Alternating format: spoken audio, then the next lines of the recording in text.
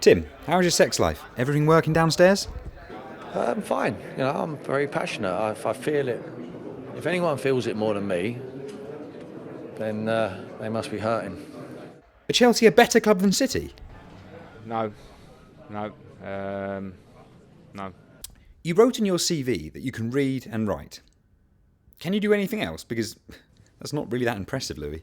Yeah, but I can count also, so that's not so difficult. Well, everyone's talking about it.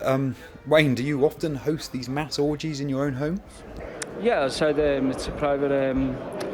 It's in my own home, so it's not in any public.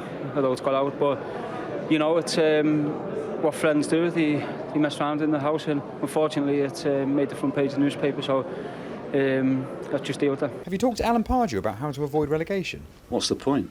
What is the point of talking to him? He's one of the most arrogant men I've ever met. Your wife told me you don't last longer than 8 seconds in bed. Is that planned? Not 8 seconds, no, I didn't quite plan that, but it was a great finish. Apparently, Jose, there are some Chelsea fans who aren't glory-hunting plastic supporters. What? I know it's hard to believe, but apparently some fans have been supporting the club since before Abramovich arrived with all that money. Don't make me laugh. Tony, another episode of EastEnders, another devastating plot twist. Yeah, it'll take me a couple of days to get over this one. Steve, why aren't you wearing any trousers? Well, I don't see the point.